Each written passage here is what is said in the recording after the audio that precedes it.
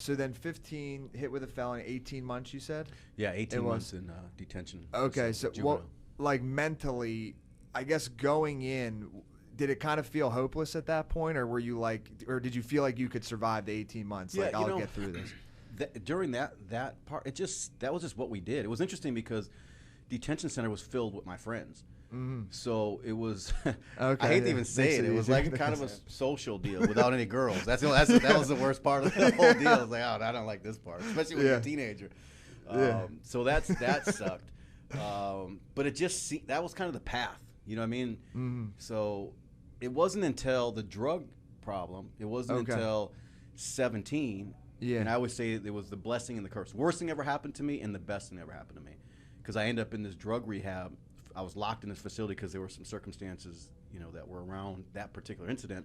Okay. And I met a former outlaw motorcycle gang member who was the counselor there. Mm-hmm. And it was the first time that someone looked like me, acted like me, but had knowledge. Like, he wasn't preaching to me like, you got to do this. You know what I mean? Everyone was always talking like.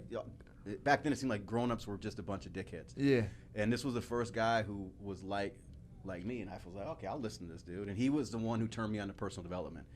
And he was like, because I'm like, okay, how do you get out? I don't know how you get out of this mess. And he said, well, let me tell you. He said, business. And I'm like, business? I said, I'm not a business guy. Mm-hmm. And he was the guy who gave me the book, How to Win Friends and Influence People. Oh, yeah. And that was the beginning for me. And I wasn't quite there, of course, but that seed was planted there. That I could be more than what I was. And that there really was another route for me. Gotcha. And so that's when things started to go into motion.